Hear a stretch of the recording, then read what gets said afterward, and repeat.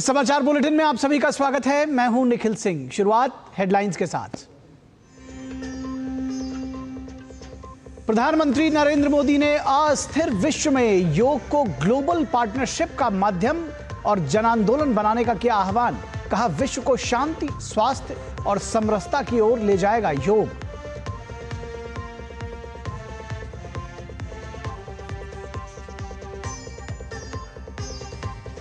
राष्ट्रपति द्रौपदी मुर्मू केंद्रीय मंत्रियों, राज्य के राज्यपालों और मुख्यमंत्रियों समेत प्रसिद्ध हस्तियों ने योग दिवस पर किया योगाभ्यास। देशवासियों को स्वस्थ जीवन का दिया संदेश।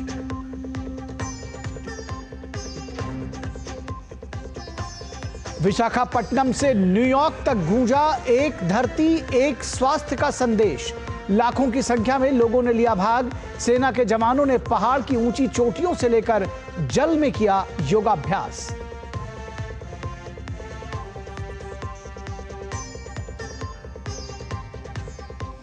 ईरान और इजराइल का एक दूसरे पर हमला जारी। ऑपरेशन सिंधु के तहत अब तक 517 भारतीयों की सुरक्षित स्वदेश वापसी।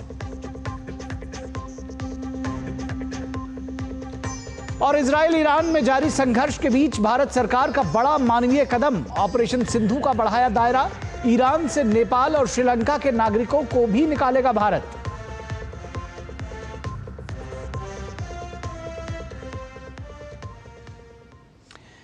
तो खबरों की शुरुआत करते हैं। राष्ट्रीय स्वयंसेवक संघ के संस्थापक डॉक्टर केशवराम बलिराम हेडगेवार की आज पुण्यतिथि है और इस मौके पर गृह मंत्री अमित शाह ने उन्हें सोशल मीडिया हैंडल पर पोस्ट कर नमन किया।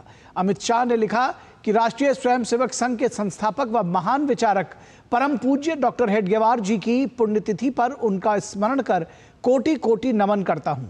डॉक्टर हेडगेवार जी ने संघ की स्थापना से सांस्कृतिक राष्ट्रवाद की जो आधारशिला रखी, वो युग परिवर्तन व मातृभूमि के प्रति असीम समर्पण का केंद्र बन गया। उन्होंने अस्पृश्यता के विरोध में भी मुखर आवाज उठाई।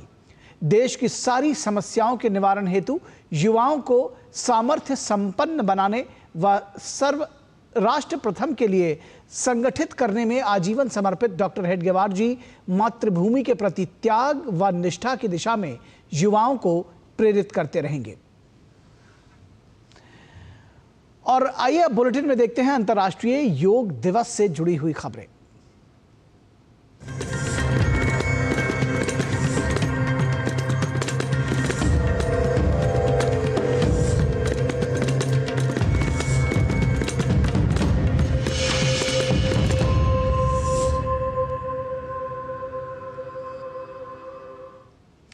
और 11वें अंतर्राष्ट्रीय योग दिवस के अवसर पर प्रधानमंत्री नरेंद्र मोदी ने विशाखापट्टनम से राष्ट्रीय समारोह का नेतृत्व किया। विशाखापट्टनम के समुद्र तट पर कॉमन योग प्रोटोकॉल सत्र में लगभग 3 लाख प्रतिभागियों ने हिस्सा लिया। योग संगम कार्यक्रम पूरे भारत में 3.5 लाख से अधिक स्थानों पर एक साथ आयोजित किए गए। दुनिया भर में 11वां योग दिवस मनाया जा रहा है। प्रधानमंत्री नरेंद्र मोदी ने विशाखापट्टनम से राष्ट्रीय समारोह का नेतृत्व किया। उन्होंने समुद्र तट के किनारे लाखों लोगों की मौजूदगी में योगाभ्यास किया। इस मौके पर पीएम मोदी ने कहा कि योग का मतलब होता है जोड़ना और ये देखना सुखद है कि कैसे योग ने पूरी दुनिया को जोड़ा है। पीएम ने कहा कि योग उस पॉज बटन की तरह है जिसकी इंसानियत को जरूरत है ताकि हम रुक सकें, सांस ले सकें, संतुलन बना सकें और फिर से खुद को पूर्ण महसूस कर सकें। उन्होंने कहा कि आज जब दुनिया में अशांति और अस्थिरता बढ़ रही है तो योग शांति की दिशा दिखाता है। मैं विश्व समुदाय से आज के इस महत्वपूर्ण अवसर पर एक आग्रह करूंगा। Let this yoga day mark the beginning of Yoga for Humanity 2.0, where inner peace becomes global policy, जहां योग सिर्फ पर्सनल प्रैक्टिस न रहे बल्कि ग्लोबल पार्टनरशिप का माध्यम बने। जहां हर देश, हर समाज योग को जीवन शैली और लोक नीति का हिस्सा बनाए, जहां हम मिलकर एक शांत, संतुलित और सस्टेनेबल विश्व को गति दें, जहां योग विश्व को टकराव से सहयोग और तनाव से समाधान की ओर ले जाए। पीएम मोदी ने कहा कि आज योग करोड़ों लोगों के जीवन का हिस्सा बन चुका है। उन्होंने मी टू वी के भाव को भारत की आत्मा बताया। उन्होंने कहा कि आज हील इन इंडिया का मंत्र भी दुनिया में काफी पॉपुलर हो रहा है। हम देश के मेडिकल और रिसर्च इंस्टीट्यूशंस में योगा के क्षेत्र में एविडेंस बेस्ड थेरेपी को भी प्रोत्साहित कर रहे हैं। इस दिशा में दिल्ली के एम्स ने भी बहुत अच्छा काम करके दिखाया है। एम्स की रिसर्च में सामने आया है कि योग की कार्डियक और न्यूरोलॉजी डिसऑर्डर्स के उपचार और विमेन हेल्थ और मेंटल वेलबीइंग में अहम भूमिका है। हम सभी जानते हैं आज हील इन इंडिया का मंत्र भी दुनिया में काफी पॉपुलर हो रहा है। भारत दुनिया के लिए हीलिंग का बेस्ट डेस्टिनेशन बन रहा है। योग की इसमें भी बड़ी भूमिका है। मुझे खुशी है कि योग के लिए कॉमन योगा प्रोटोकॉल बनाया गया है।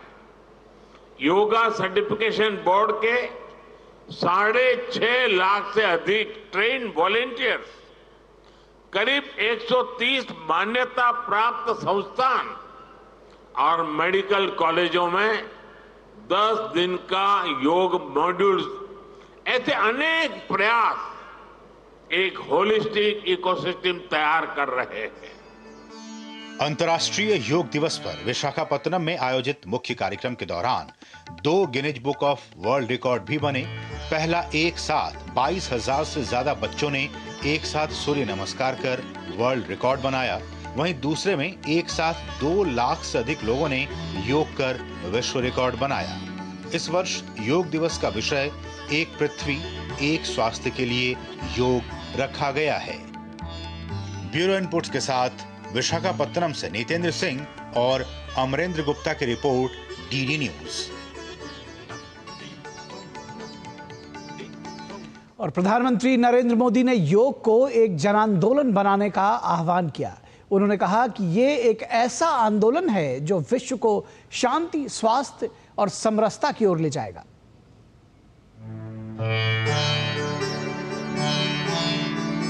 आज 11वीं बार पूरा विश्व 21 जून को एक साथ योग कर रहा है। योग का सीधा साधा अर्थ होता है जुड़ना।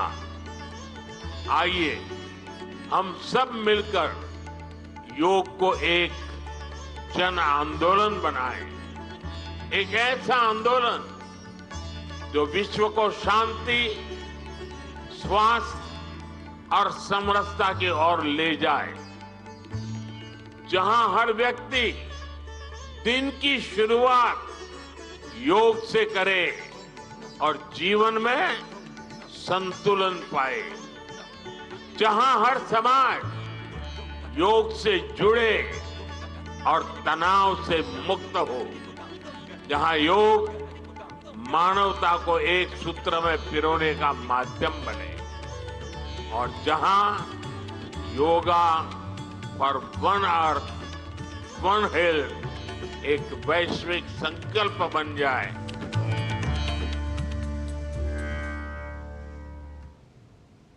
वहीं अंतर्राष्ट्रीय योग दिवस के अवसर पर केंद्रीय गृह मंत्री अमित शाह ने अहमदाबाद में क्षेत्रवासियों के साथ योगाभ्यास किया।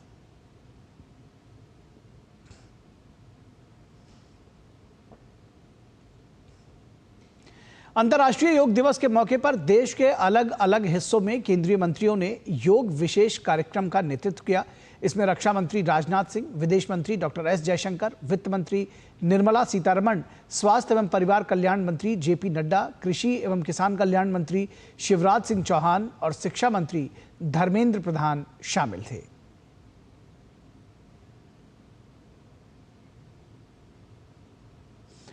और अंतर्राष्ट्रीय योग दिवस के अवसर पर नई दिल्ली में सूचना और प्रसारण मंत्रालय के तत्वावधान में एक योग के विशेष सत्र का आयोजन किया गया।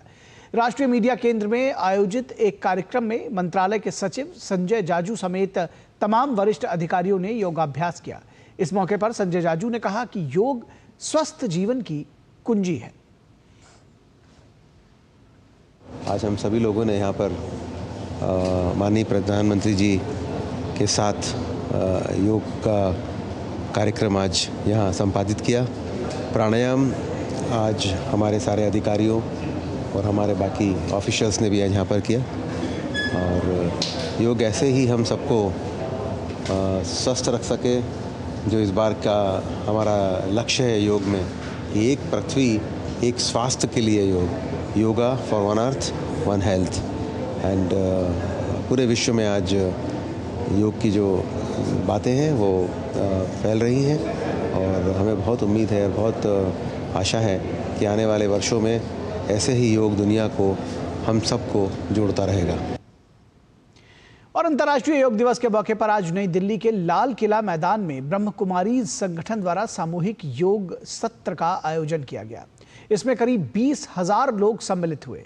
इस मौके पर विश्व शांति एवं सद्भाव की प्रार्थना के साथ सामूहिक योगाभ्यास किया गया।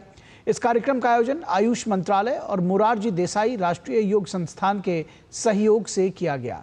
लोकसभा अध्यक्ष ओम बिरला भी इस कार्यक्रम में शामिल हुए। उन्होंने कहा कि योग हमारी प्राचीनतम पद्धति है जिसे पूरी दुनिया ने अपनाया है। उन्होंने कहा कि योग जीवन का समग्र विकास कर हमारी कार्यकुशलता को बढ़ाता है। योग हमारी प्राचीनतम पद्धति है, लेकिन आज पूरी दुनिया ने योग को माना है। इस विज्ञान और टेक्नोलॉजी के युग के अंदर भी कई अनुसंधान हुए, कई रिसर्च हुए, उसमें भी माना है कि योग मन तन शांति के साथ जीवन में कार्यकुशलता और जिंदगी के समग्र विकास के लिए योग व्यक्ति की दिनचर्या का हिस्सा बनना चाहिए। और केंद्र शासित प्रदेश दमन में अंतर्राष्ट्रीय योग दिवस का आयोजन काफी भव्य तरीके से किया गया। समुद्र किनारे फैले नमो पथ पर 4 किलोमीटर लंबी पट्टी पर एक साथ 7,000 से अधिक लोगों ने योगाभ्यास किया। दादरा और नगर हवेली, दमन दीव और लक्षद्वीप के प्रशासक प्रफुल्ल पटेल ने इस आयोजन में हिस्सा लिया। और अमृतसर से अटारी सीमा पर बीएसएफ के जवानों ने अंतर्राष्ट्रीय योग दिवस पर कार्यक्रम का आयोजन किया। इस अवसर पर बड़ी संख्या में जवानों ने योगाभ्यास किया।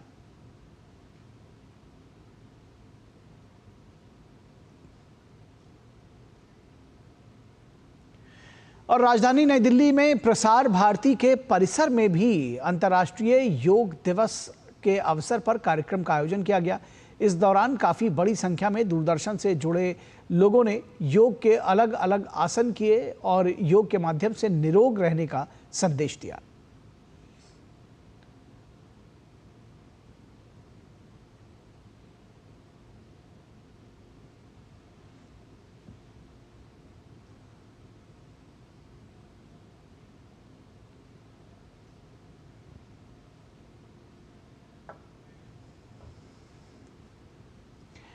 और अंतर्राष्ट्रीय योग दिवस के अवसर पर विभिन्न राज्यों के मुख्यमंत्रियों ने अपने राज्यों में योग कार्यक्रमों का नेतृत्व किया। यूपी के मुख्यमंत्री योगी आदित्यनाथ ने गोरखपुर, हरियाणा के सीएम नायब सिंह सैनी ने कुरुक्षेत्र, राजस्थान के मुख्यमंत्री भजनलाल शर्मा ने जैसलमेर में योगाभ्यास किया। वहीं असम के मुख्यमंत्री हिमंता बिस्वा शर्मा, राज्य के बक्सा, ओडिशा के मुख्यमंत्री मोहन मांझी ने भुवनेश्वर और छत्तीसगढ़ के मुख्यमंत्री विष्णुदेव साय ने जशपुर में भव्य कार्यक्रमों में बड़ी संख्या में आए लोगों के साथ योगाभ्यास किया। और दिल्ली विश्वविद्यालय के हिंदू कॉलेज में IQAC के तत्वावधान में 11वां अंतर्राष्ट्रीय योग दिवस बड़े उत्साह के साथ मनाया गया। योग संगम नामक कार्यक्रम का आयोजन कॉलेज के परिसर में किया गया और इसमें 100 से अधिक लोगों ने भाग लिया, जिसमें संकाय के सदस्य, गैर शिक्षण कर्मचारी, छात्र और फ्रंट लाइन कार्यकर्ता शामिल रहे। और पूरी दुनिया पर आज योग का खुमार छाया हुआ है। अंतर्राष्ट्रीय योग दिवस के मौके पर चीन के शंघाई में भारतीय महावाणिज्य दूतावास के नेतृत्व में कार्यक्रम का आयोजन हुआ। भारत के काउंसलर जनरल प्रतीक माथुर के नेतृत्व में हजारों लोग योग समारोह में शामिल हुए। इस दौरान स्थानीय कलाकारों ने भारतनाट्यम का मंत्र मुग्ध कर देने वाला प्रदर्शन किया। ऑपरेशन सिंधु के तहत भारतीय नागरिकों की ईरान से वापसी जारी है। कल रात चार्टर विमान से ईरान से 290 भारतीय नागरिकों को बाहर निकाला गया, जिनमें छात्र और तीर्थयात्री भी शामिल थे। ये उड़ान रात के 11:30 बजे नई दिल्ली पहुंची। सचिव CPV और OIA अरुण चैटर्जी ने इसका स्वागत किया। ईरान और इजराइल के बीच बढ़ते तनाव के दौरान अपने नागरिकों को सुरक्षित स्वदेश लाने के लिए ईरान से उड़ान भारत सरकार की कूटनीतिक सफलता मानी जा रही है। विदेश मंत्रालय के प्रवक्ता रणधीर जायसवाल ने कहा कि भारत सरकार निकासी प्रक्रिया को सुगम बनाने के लिए ईरान सरकार की आभारी है। मेरे साथ इस वक्त मौजूद है कुछ लोग जो ईरान से आए हैं। मैम, कैसा लग रहा है वापस आके वतन? बहुत अच्छा लग रहा है अपने वतन आके। अच्छा लग रहा है? बहुत बढ़िया, बहुत जिंदाबाद हिंदुस्तान। अच्छा, ये थोड़ा सा आप बताइए, आपका कैसा एक्सपीरियंस था? एक्चुअली हम लोग जो है वो ईरान में MBBS कर रहे हैं, तो इस्लामिक आज़ाद यूनिवर्सिटी में। तो एम्बेसी ने हमारी बहुत ज़्यादा हेल्प की, दे वर वेरी डेडिकेटेड, और उन्हीं की वजह से आज ये सब और हम यहाँ पे। आप थोड़ा बताइए कि कितना मुश्किल था और किस तरीके से सरकार इंडियन गवर्नमेंट लेके आई और आप लोगों को यहाँ पे? ये बहुत एक्चुअली मुश्किल था और इंडियन एम्बेसी ने हमारी बहुत हेल्प की है वहाँ पे ईरान में। हालांकि हमारे लिए वहाँ पे मतलब हर दिन एक अलग हर हमारे डॉम के आसपास जो हॉस्टल थे, हर एक दिन एक अलग अलग मिसाइल गिर रहे थे। उसके बावजूद भी हमारे जो इंडियन एम्बेसी का जो एम्बेसडर साहब है, उन्होंने हमें बचा के वहाँ से निकालने के लिए उनका बहुत बहुत थैंक यू सो मच। आप थोड़ा बताइए आपका नाम? जी सर, मेरा नाम दाऊद है और मैं MBBS कर रहा हूँ ईरान में। एंड जब से सर ये स्टार्ट हो गया, ये तो सब केओस था and everything, we didn't know what to do. Then Indian embassy ने हमारी बहुत हेल्प की, बहुत ज़्यादा हेल्प की, और हमें विदिन 3 डेज, फर्स्ट 3 डेज उन्होंने हमें शिफ्ट किया to other city and then उन्होंने इवैक्यूएशन का प्रोसेस स्टार्ट किया। We are very thankful to Indian officials in Iran. Thank you so much sir. यहाँ पे बहुत सारे लोग हैं, हम उनसे बात करते हैं। कैसा रहा भारत लेके आया? रहा हिंदुस्तान जिंदाबाद। हम बहुत बहुत धन्यवाद करते हैं हम सरकार की, इंडियन सरकार से बहुत शुक्रिया। हमको जो है अच्छी जगह पे, जिस सेफ की जगह पे ले जाके रखा और हमको 3 से होटल में अच्छी जगह पे खाना पीना दिया और हमको लाकर यहाँ तक पहुँचा। हम बहुत बहुत धन्यवाद करते हैं हम सरकारी का। यहाँ पे देखिए, यहाँ पे इतने सारे लोग आ रहे हैं, हम बात कर रहे हैं ईरान से इतने लोग आ रहे हैं। सर, कहाँ से आ रहे हैं? ईरान से आ रहे हैं सर। कैसा रहा आप लोगों का एक्सपीरियंस? भारत सरकार ने मदद की आप लोग? बहुत ज्यादा सर, बहुत बहुत शुक्रिया, बहुत ज्यादा सरकार का और सभी लोगों का, हिंदुस्तान का, जिन्होंने हमारे लिए दुआएं की और हम यहाँ तक दोबारा वापस। बहुत अच्छा रहा वहाँ पे और इंशाल्लाह सबका मुबारकबाद देते हैं। सबने दुआएं की हमारे बात है।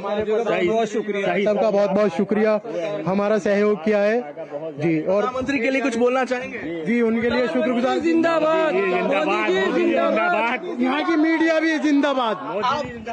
यहाँ पे आप बताइए, आप आए, आपने आज जमीन को छुआ तो एक इमोशन जरूर थे। एक आपने वर्ड सुना होगा, सुकून। दैट इज सुकून।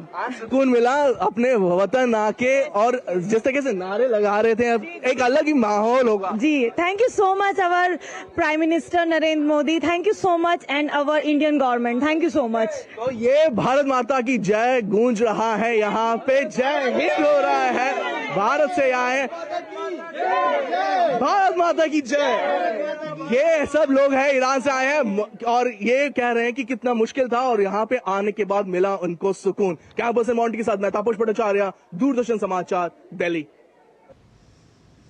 तो भावनाएं निश्चित तौर पर उबाल मार रही, जिसको कहते हैं कि जब अपने वतन वापसी इतने संघर्ष और इतने कठिन दौर के बाद होता है तो निश्चित तौर पर जो भावनाएं हैं वो सामने आती हैं। और इजराइल ईरान में जारी संघर्ष के बीच भारत ने ऑपरेशन सिंधु के दायरे का विस्तार करते हुए एक बड़ा मानवीय कदम उठाया है। अब इस अभियान में नेपाल और श्रीलंका के नागरिकों को भी शामिल किया गया है।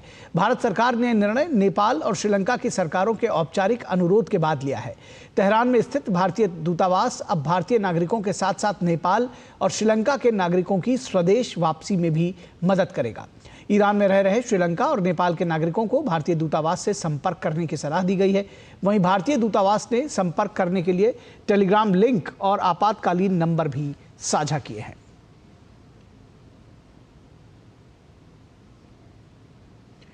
तो फिर संकट मोचक बना है भारत, और अब सिर्फ भारतीय नागरिक ही नहीं बल्कि श्रीलंका और नेपाल के नागरिकों को भी बाहर निकालने में मदद करेगा, वहां से इवैक्यूएट करने में मदद करेगा ईरान से। भारतीय दूतावास ने संपर्क करने के लिए साझा किए हैं नंबर, और जो नेपाल के और श्रीलंका के नागरिक हैं वो भारतीय दूतावास से संपर्क कर सकते हैं। फ़ोन नंबर दिए गए हैं 989010144557, और इसी तरह से 3 नंबर दरअसल दिए गए हैं। ऑपरेशन सिंधु का भारत सरकार ने दायरा बढ़ा दिया है। नेपाल और श्रीलंका की तरफ से यह अनुरोध किया गया था कि हमारे नागरिकों को भी वहां से इवैक्यूएट करने में मदद करें, और उसके बाद भारत सरकार ने यह फैसला लिया है, तो ऑपरेशन सिंधु का दायरा बढ़ाया गया। और खबर बिहार से, जहां बिहार सरकार ने आज एक बड़ी घोषणा की है। राज्य के मुख्यमंत्री नीतीश कुमार ने सामाजिक सुरक्षा पेंशन योजना के तहत विधवा महिलाओं, वृद्धजनों और दिव्यांगजनों को मिलने वाली मासिक पेंशन में काफी बड़ी वृद्धि की है। सीएम नीतीश कुमार ने एक्स पर अपने पोस्ट में लिखा कि मुझे ये बताते हुए खुशी हो रही है कि सामाजिक सुरक्षा पेंशन योजना के तहत विधवा महिलाओं, वृद्धजनों और दिव्यांगजनों को अब हर महीने 400 रुपए की जगह 1100 रुपए पेंशन मिलेगी। सभी लाभार्थियों को जुलाई महीने में से पेंशन बढ़ी हुई दर पर मिलेगी। सभी लाभार्थियों के खाते में यह राशि महीने की 10 तारीख को भेजना सुनिश्चित किया जाएगा। इससे 1,09,69,255 लाभार्थियों को काफी मदद मिलेगी। तो निश्चित तौर पर यह काफी मदद होगी वृद्धजनों और दिव्यांगजनों के लिए, महिलाओं के लिए, क्योंकि उनको 400 रुपए जो अब पेंशन मिलती थी, विधवा पेंशन या वृद्धावस्था पेंशन, वो बढ़कर के 1100 रुपए हो जाएगी। यानी कि बहुत बड़ा, करीब 2.5 गुने से ज्यादा का इसमें जो बढ़ोतरी हुई है वो की गई है। 400 से बढ़ाकर 1100 रुपए। तो इस समाचार बुलेटिन में बस इतना ही। हमारी पूरी टीम को दीजिए इजाजत। नमस्कार।